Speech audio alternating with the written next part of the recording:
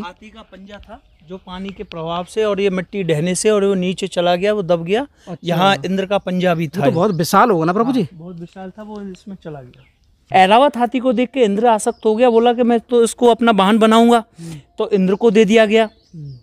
जब द्वापर के अंत में जब भगवान श्री कृष्ण का जन्म हुआ और ब्रज में उत्सव की तैयारियां हो रही थी, तो भगवान श्री कृष्ण ने उत्सुक बस नंद बाबा से पूछा, बाबा ढोल लंगाड़े साज सज्जा ये काई की तैयारियां हो रही हैं ब्रज मंडल में पूरे में। और यही भगवान श्रीनाथ जी क्रीड़ा करने के लिए पधारते थे। और आज भी मंगला आरती नाथद्वारा में होती है। शयन आरती जति प्रारंभ होने के बाद में भगवान श्रीनाथ जी यहाँ कदम खंडी में आ जाते हैं। कदम खंडी में क्रीड़ा करता है रंगीला श्रीनाथ जी। उसने क्रोध के आवेश में आके मेघों को आदेश दिया, जाओ इतनी जलवृष्टि करो कि समूचा ब्रजमंडल डूब जाए। एक साधारण से ग्वाला के सिखाई में आके मेरी पूजा को छोड़ के उन्होंने गोवर्धन को पुजवा दिया। जाओ इतनी जलवृष्टि करो कि समूचा ब्रजमंडल डूब जाए। उनको मालूम तो पड़ना चाहिए किससे टक्कर ली है।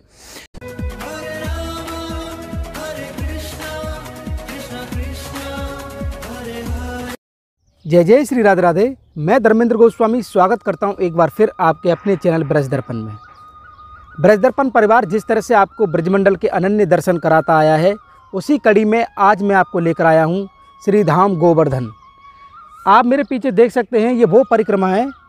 आइए, ये वो परिक्रमा है जिसे हम प्राचीन परिक्रमा मानते हैं। और ये गोवर्धन पर्वत जो आप सामने दे रहे हैं, इसकी तलहटी में होता हुआ यहाँ से ये रास्ता है। अब गोवर्धन परिक्रमा से जैसे ही आप यहाँ पर पूरा करेंगे, उसी के साथ ये लगा हुआ है, आप देख सकते हैं। ये स्थान बिल्कुल आपका वन बिहारी जी का यहाँ पर एक बोर्ड है, आप देख सकते हैं। और आज जो मैं आपको दर्शन कराने वाला हूँ, वो एक भगवान श्री कृष्ण का जब उस समय गोवर्धन लीला हुई, उसी समय का एक यहाँ पर बहुत सुंदर दर्शन है। उस दर्शन को हम करें उससे पहले मैं आपसे कहना चाहता हूँ कि आप अगर इसी तरह से ब्रज की यात्रा, ब्रज की प्यारी यात्रा हमारे साथ करना चाहते हैं, आपके अंदर मन का भाव है कि हम आपके साथ यात्रा करें, तो आप हमसे संपर्क कर सकते हैं, हम आपको ब्रज यात्रा कराएंगे। इसके अलावा आप इस वीडियो को जब यहाँ देख रहे हैं, तो इस समय वीडियो को लाइक करें और लाइक करने के बाद जितना हो सके आप भक्तों में शेयर करें। आपके पास फेसबुक और व्हाट्सएप ग्रुप्स हैं, उनमें आप डाल के वीडियो को आगे बढ़ा सकते हैं। बिना देरी किए हुए आइए आपको लेके चलते हैं भगवान श्री कृष्ण की गोवर्धन लीला के समय का एक बहुत दिव्य आनंद आज मैं आपको दर्शन कराने वाला हूँ। मैं इस समय गोवर्धन की तलहटी में यहाँ खड़ा हुआ हूँ गोवर्धन में, और मेरे चारों तरफ आप देख सकते हैं यहाँ वन बिहारी जी के नाम से ये स्थान है। और देखिए आप किस तरह का, जब वन बिहारी जी का नाम यहाँ पर जुड़ा हुआ है, तो इन वृक्षों को आप देख सकते हैं कैसे डूंगर के वृक्ष हैं, और इसको हम पीलू के वृक्ष भी बोलते हैं। जैसे जैसे हम आगे चलेंगे वैसे वैसे हम आपको दर्शन कराना चाहते हैं इस स्थान के। कहते हैं कि जब इंद्र का मान भंग यहाँ पर हुआ, तो इंद्र जिस पर बैठ के आया वो था ऐरावत हाथी। और तो हम आपको जो दर्शन कराने वाले हैं इस स्थान पर, जो ठाकुर जी की जो लीला है उसका जो प्रमाण है, कैसे इंद्र का यहाँ पर जब ऐरावत हाथी उतरा इंद्र का, तो वो ऐरावत कुंड है। आइए चलते हैं, आपको दर्शन कराते हैं। जय हो।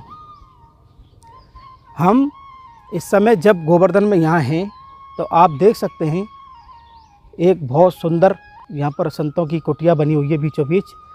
और जो प्रकृति है, जैसे वन बिहारी जी के नाम से हम जानते हैं, उसी स्वरूप का हम दर्शन करते हैं। इसे कदम खंडी के नाम से भी जाना जाता है, और मुख्य रूप से यहाँ पर वन बिहारी जी के नाम से भी जाना जाता है। और सबसे पहले हम आपको जो दर्शन कराने वाले हैं, वो दर्शन है ऐरावत कुंड के। तो ऐरावत कुंड का जब हम आपको दर्शन कराएंगे, हमारे साथ में हमारे पुजारी जी हैं, इन्हीं से जानेंगे यहाँ की महिमा कि किस तरह की महिमा है इस स्थान की और इस सरोवर की। प्रभु जी राधे राधे। राधे राधे। तो जैसा कि आप देख सकते हैं, यहाँ की जो पुजारी जी हैं वो हमारे साथ में हैं। और हम जो आपको दर्शन करा पा रहे हैं इस समय, ये गोवर्धन तलहटी में स्थित ये वो स्थान जहाँ पर द्वापर काल में भगवान श्री कृष्ण जो गोवर्धन लीला की है, उसी समय का यहाँ पर ये आनंद है, उसी समय की ये लीला है। और जिस लीला में आप जो दर्शन कर पा रहे हैं, यह है ऐरावत कुंड। ऐरावत कुंड, जैसा कि आपने जो गोवर्धन लीला में सुना होगा कि ऐरावत हाथी जो इंद्र का था, उस समय की घटना है, उस समय का ये दर्शन है और उस समय की ये लीला है। हमारे पुजारी जी हैं, इन्हीं से जानेंगे यहाँ का क्या भाव है। प्रभु जी आपको पहले तो राधे राधे। राधे राधे। जय श्री कृष्ण। हमारे दर्शकों को बताइए कि इस स्थान पर ठाकुर जी की क्या लीला थी। श्री राज धरण की जय। श्याम सुंदर श्यामने महारानी की जय। ये स्थान कदम खंडी के नाम से जाना जाता है। और यहाँ ऐरावत कुंड है ये। जब समुद्र मंथन हुआ था देवता राक्षसों के द्वारा, जब मद्राचल पर्वत का जब मंथन किया जा रहा था तो नागवासुकी का रस्सा बनाया गया था तो समुद्र मंथन करने के लिए। तो देवता भली बात जानते थे कि हम उल्टा बोलते हैं तो राक्षस लोग हमसे विपरीत ही चलते हैं, हमेशा से चलते हुए आए हैं। हम सीधा बोलते हैं तो उल्टा चलते हैं, उल्टा चलते हैं तो ये सीधा चलते हैं। तो देवता लोगों ने विचार बनाया कि पहले हम आगे की कहेंगे तो हमें पीछे आना पड़ेगा और हम पीछे की कहेंगे तो हमें आना पड़ेगा। तो उन्होंने पहले ही कहा कि हम भैया आगे लगेंगे। तो राक्षस लोग बोले हम लगेंगे आगे, आप तो लगो पीछे। देवता तो चाहते ही थे कि आद्य धर्म इसकी फुसकार से नष्ट हो जाएंगे, जो समुद्र मंथन से निकलेगा तो देना लेना भी कम पड़ेगा। तो उन्होंने कहा भैया तुम आगे लग जाओ, हम पूंछ की तरफ लग जाएंगे। जब समुद्र मंथन हुआ था उसमें से 14 रत्न निकले। लक्ष्मी जी निकली, भगवान विष्णु को दी गई। अमृत निकला, वो देवताओं में वितरित हुआ। हलाहल विष निकला, भगवान शिव ने पान किया, जिससे नीलकंठ भगवान कहलाए। और जो बाकी के रत्न निकले थे, सुरभि, गाय, ऐरावत, हाथी, श्याम, घोड़ा, कल्पवृक्ष वगैरह सब इंद्र को दिए गए थे कि स्वर्ग में रहेंगे तो सुरक्षित रहेंगे, पृथ्वी पर रहेंगे तो उनका दुरुपयोग होगा। ऐरावत हाथी को देख के इंद्र आसक्त हो गया, बोला कि मैं तो इसको अपना वाहन बनाऊंगा। तो इंद्र को दे दिया गया। जब द्वापर के अंत में जब भगवान श्री कृष्ण का जन्म हुआ और ब्रज में उत्सव की तैयारियां हो रही थी तो भगवान श्री कृष्ण ने उत्सुकता बस नंद बाबा से पूछा, बाबा ढोल लंगाड़े साज सज्जा ये काई की तैयारियां हो रही हैं ब्रजमंडल में पूरे में? बोले लल्ला साल भर में हम इंद्र की पूजा करते हैं। बोला कि क्यों करते हैं? बोला कि हमको जल वृष्टि करते हैं जिससे धन धान्य होता है, जिससे हमारा संपूर्ण जीवन चलता है। जल ही जीवन है, जल ही जीवन है, तो जल के बिना तो कुछ भी नहीं है। इसीलिए साल भर में हम इंद्र की पूजा रखते हैं जिससे वो प्रसन्न होकर जल वृष्टि कर सकें, जिससे नलकूप तालाब भरे रहते हैं, पर हमारे पशुओं को पानी मिलता है, हमारी खेती बाड़ी के लिए भी पानी मिलता है। इसलिए साल भर में पर्याप्त पानी हो जाता है इंद्र की पूजा करने से, और वो प्रसन्न हो जाते हैं, इसलिए पूजा रखी जाती है। बोले कि भगवान श्री कृष्ण ने घुमा के पूछा, ये बताओ कभी प्रत्यक्ष आके हमारी समस्या सुनता है कि अपना पूजन ही करा लेता है? बोला कि ऐसा तो लल्ला कभी नहीं हुआ कि उसने आके हमारी समस्या सुनी हो।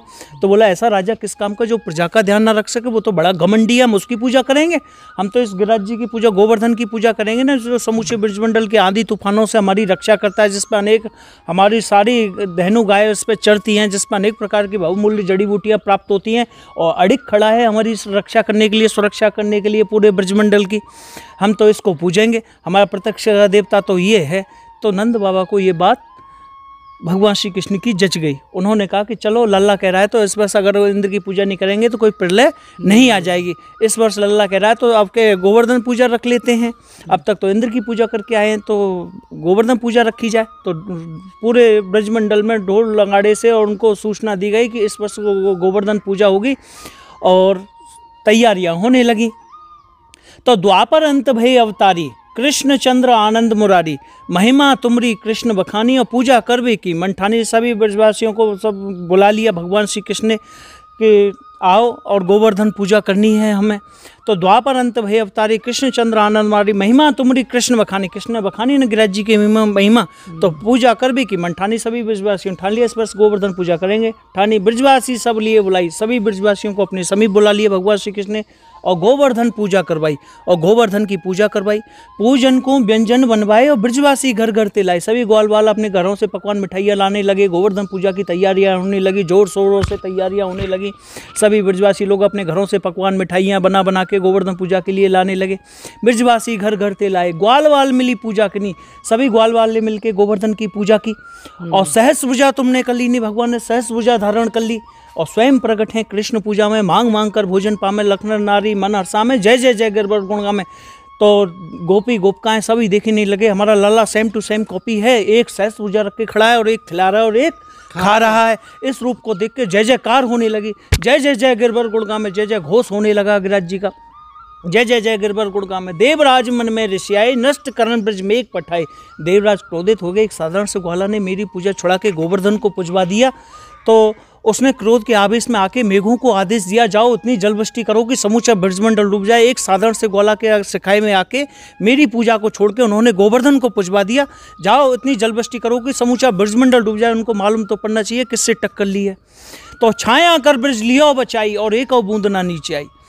7 दिवस भाई वर्षा भारी, थके मेघ भारी जलधारी। 7 दिन तक मूसलाधार बारिश होती रही और मेघों को आदेश दे दिया, और 7 दिन तक मूसलाधार बारिश हो रही, बिजली तड़ाए और हाथी के पंजे के बराबर एक एक बूंद गिरने लगी, पूरे ब्रजमंडल को तबाह करने लगी और ब्रजमंडल में पानी पानी हो गया। भगवान ने कन्नी उंगली पर पर्वत को धारण कर लिया और समूचे ब्रजमंडल को अपने नीचे ले लिया। छाया कर बिजलियों बचाई और एक बूंद नहीं नीचे आई। और 7 दिवस भाई वर्षा भारी, थके मेघ भारी जलधारी। भारी जो जलधारी मेघ थे जलवृष्टि करते करते समाप्त हो गए, सूख गए, परास्त हो गए, निर्जल हो गए।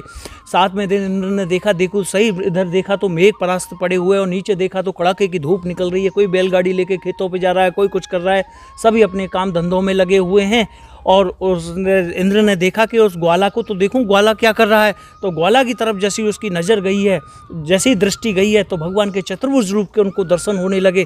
जैसे उसका अभिमान खंड खंड हुआ तो उस भगवान के चरणों में आके नतमस्तक हुआ। त्राई माम में शरण त्यारी, क्षमा करो प्रभु चूक हमारी। हे भगवान, मुझसे बड़ा अपराध हो गया, मुझसे बड़ी दृष्टता हो गया। परम ब्रह्म भगवान विष्णु के अवतार श्री कृष्ण हैं और मैं आपको साधारण ग्वाल समझ करने की भूल कर बैठा। भगवान, मुझसे बड़ा अपराध हो गया, अक्षम्य अपराध हो गया है जो क्षमा के योग्य नहीं है और मैं आपसे क्षमा प्रार्थी हूँ। तो भगवान से क्षमा करने लगा है। बार बार अति विनती की नहीं, बार बार घोर अति विनती की है भगवान को मनाने के लिए। और 7 कोस परिक्रमा देनी, 7 कोस की परिक्रमा लगाई है, देवों सहित मेघों सहित 7 कोस की परिक्रमा लगाई है इंद्र ने। 7 कोस परिक्रमा देनी और संग सुर भी ऐरावत लाए और हाथ जोड़कर भेंट गाए। हे भगवान, जिस ऐरावत पर बैठकर मैं अहंकार में आ जाता हूँ उसको आपको सुपुर्द करना चाहता हूँ। ना रहेगा बांस और ना बजेगी बांसुरिया। ये सुरभि गाय के दुग्ध से भगवान का अभिषेक किया, वो सुरभि कुंड है आगे। ऐरावत हाथी को इंद्र ने यहीं उतारा। इंद्र जानता था कि एक जलवृष्टि करके एक गलती तो कर चुका हूँ जिसकी क्षमा मांगने के लिए मैं प्रभु के समक्ष आया हूँ। अगर अहम की सवारी ऐरावत को मैं प्रभु के समक्ष ले जाऊंगा तो प्रभु और कुपित हो जाएंगे, क्षमा करने के बजाय और नाराज हो जाएंगे। इसीलिए ऐरावत हाथी को इंद्र ने यहीं उतारा और यहीं से डंडौती लगाते हुए इंद्र शरणागति स्थल तक गया है। जहाँ भगवान बैठे हुए थे वहाँ तक लेटते हुए यहाँ से डंडौती लगाते हुए वहाँ तक पहुँचा है और भगवान की स्तुति की है। संग सुरभि ऐरावत लाए, हाथ जोड़कर भेंट गाए। हे भगवान, एक छोटी सी भेंट लाया हूँ, अगर आप इसको स्वीकार कर लेंगे तो मैं समझूंगा आपने मुझे माफ़ कर दिया। अगर आपने इसको स्वीकार नहीं किया तो मैं समझूंगा आपने मुझे माफ़ नहीं किया। तो सुरभि गाय के दुग्ध से अभिषेक किया, वो सुरभि कुंड है। ऐरावत हाथी को इंद्र ने यहीं उतारा। ऐरावत हाथी जो 5 सूढ़ों में आकाश गंगा का जल लाया है उससे भगवान का अभिषेक किया गया है, वही ऐरावत कुंड है। और अभयदान पा इंद्र से आए। जब इंद्र को अभयदान मिल गया, इंद्र आश्वस्त हो गया। उसने देखा मुझे भगवान से कोई खतरा नहीं है, भगवान ने मेरी भेंट को स्वीकार कर लिया है और कर प्रणाम निज लोक सिधाए। भगवान को प्रणाम करके अपने निज लोक को सिधार गया। जय जय श्री राधे, जय श्री कृष्ण। बहुत बहुत धन्यवाद प्रभु जी। इतने सुंदर तरीके से पूरी लीला, जो गोवर्धन की लीला है, वो इस तरह से यहाँ पर ऐरावत कुंड, ऐरावत हाथी जो इंद्र का था वो यहीं पे सर्वप्रथम यहाँ पे उतारा था उन्होंने, और उसी के नाम से ये ऐरावत आप देख सकते हैं सरोवर के आप दर्शन कर रहे हैं प्रभु जी। ये तो प्राचीन ही होगा ना? बहुत प्राचीन स्थल है, इसकी बाउंड्रियाँ बहुत प्राचीन हैं, कुछ जलमग्न हो गई हैं। ये तो अब लाल पत्थर लगा दिया गया है, नहीं पूरा चूनेकार इसे प्राचीन काल का निर्मित ये कहाँ तक है उधर जल? तक हाथी की सूंड की तरह लंबा है और आगे गौ घाट भी है। यहाँ बड़े जीव जंतु भी रहते हैं जो 7 कोस में नहीं है, दिव्य जीव जंतु यहाँ रहते हैं। बड़ी बड़ी मणिदार सर्प रहते हैं, बड़े बड़े हैं। स्वयं निधि वन की तरह यहाँ की लीला है सारी। मंदिर की आपको किसी दिन और बताऊंगा। वन बिहारी जी के मंदिर की लीला है, भगवान की क्रीड़ा स्थली है श्रीनाथ जी की। ये सारी लीला आपको बताऊंगा। बहुत प्राचीन मंदिर है, भगवान की क्रीड़ा स्थली है। ये राज चबूतरा है बगल में, ये ऐरावत कुंड के बाजू में ये राज चबूतरा है, भगवान का रास मंडल है। ये बगल में ये कोठरी बनी हुई है, राज चबूतरा है। ये सारा प्राचीन स्थल है। इनमें ये स्वयं निधि वन की तरह ये सारे वृक्ष आपको अधिक संख्या में तो आप थोड़ा चले उधर देखें दर्शन। आइए। जिस तरीके से इतनी सुंदर भावना के साथ ये लीला हमने यहाँ सुनी, मानो उस समय का जो समय हमको याद आ गया, किस तरह से इंद्र को यहाँ पर हारना पड़ा है। और जो ऐरावत और सुरभि गाय जो इंद्र जी लाए थे यहाँ पर, वो भगवान को यहाँ पर समर्पित किए। सर्वप्रथम इंद्र जहाँ पर उतरे वही स्थान आप देख सकते हैं, ऐरावत कुंड, जहाँ पर ऐरावत हाथी का पंजा था जो पानी के प्रभाव से और ये मिट्टी ढहने से और वो नीचे चला गया, वो दब गया। अच्छा। यहाँ इंद्र का पंजा भी था। तो बहुत विशाल होगा ना प्रभु जी? बहुत विशाल था, वो इसमें चला गया। अरे वाह। आज से करीबन 25 वर्ष पहले उसके दर्शन थे यहाँ।